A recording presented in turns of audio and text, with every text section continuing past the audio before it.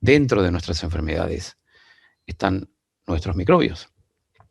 Nuestros microbios, es decir, que tienen un funcionamiento y un mecanismo insospechado para los científicos, son muchísimos.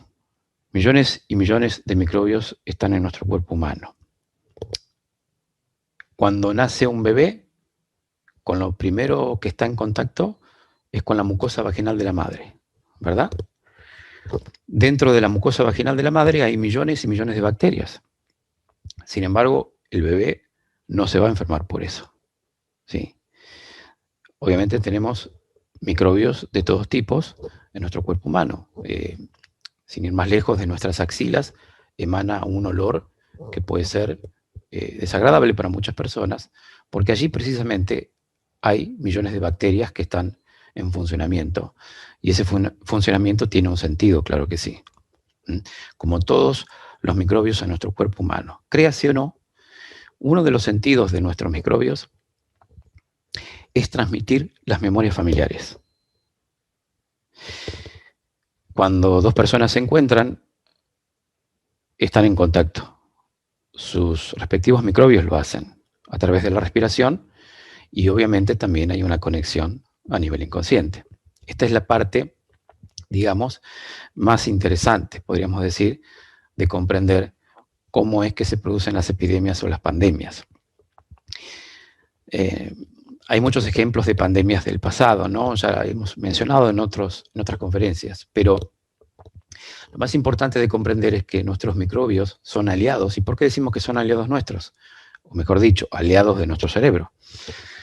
Porque nuestro cerebro es el que dispara las enfermedades, y con ella, en una fase de crisis curativa, que es cuando nosotros solucionamos un conflicto de estrés, cuando ya pasa la tormenta, cuando ya el cuerpo se afloja, aparece la enfermedad. Van a notar ustedes que hoy en estos tiempos mucha gente se va de vacaciones.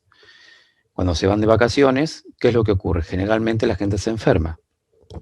Cualquier persona que esté escuchando en este momento o esté viendo esta conferencia se va a sentir identificada seguramente, porque se va a acordar de que cuando se fue de vacaciones y se desconectó de su entorno, de su ambiente, de su familia, de su trabajo, va a notar que ha vivido esa experiencia de haberse enfermado cuando se ha desconectado del conflicto. Eso nos pasa a todos.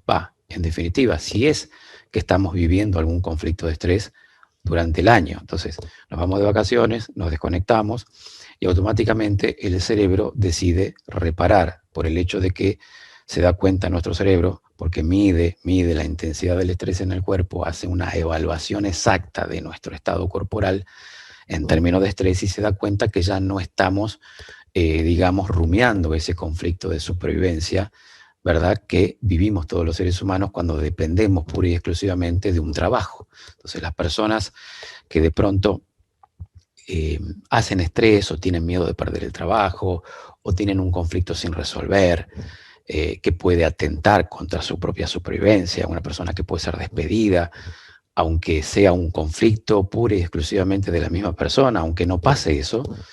Recuerden que estamos en el mundo de las interpretaciones, y muchas personas, por cargar el programa, a veces ciertas personas creen de alguna manera que la cara de tuje o de culo, como decimos aquí en Argentina, del jefe, a veces puede representar el hecho de que nos pueda despedir, o digamos alguna situación, digamos, tensa, ¿no es cierto?, que se produce muchas veces en el trabajo.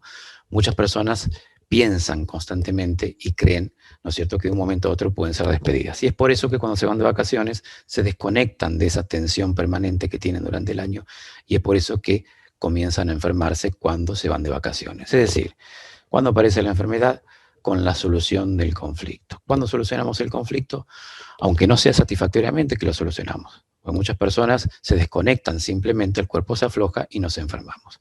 ¿Qué es lo que está pasando en este momento con las personas que tienen una tensión permanente de miedo a contagiarse por un virus mortal por aire?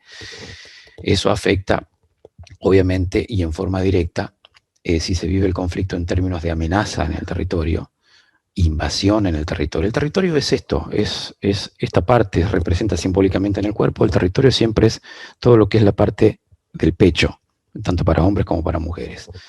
Es por eso que cuando nos liberamos de esa tensión o pasa la tormenta de ese miedo a ser invadido por un virus mortal, que no es mortal, es por eso que aparece la fase reparativa, que sería la segunda fase, ¿no es cierto? La fase de resolución, la fase en que los tejidos se recuperan. Y para eso se necesita inflamación, dolor, estado febril.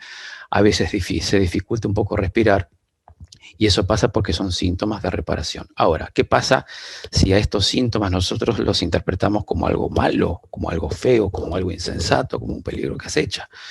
Entonces, obviamente que eso es un valor agregado, por supuesto. Justo en la fase reparativa hacemos estrés. ¿Qué hace el cerebro cuando hay estrés?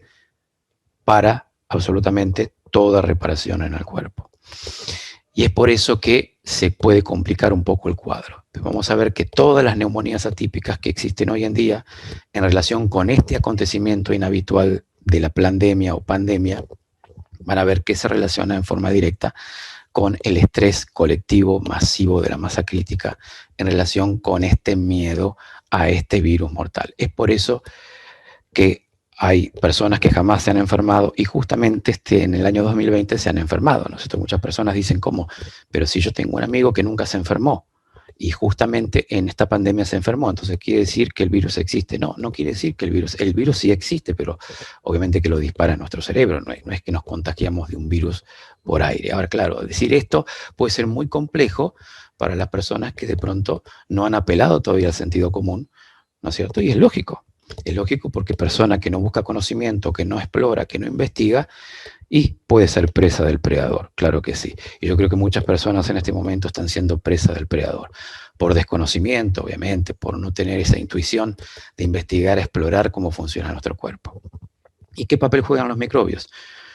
Un papel súper fundamental. Los microbios son aliados de nuestro cerebro, es la ferretería de nuestro cerebro. Nuestros microbios pueden reconstituir un tejido de forma completa. Un microbio puede sacarte una astilla de un dedo si es que no te la puede sacar. En los animales, los microbios tienen ese funcionamiento. Los animalitos muchas veces no pueden sacarse una astilla del dedo. Lo hacen los microbios.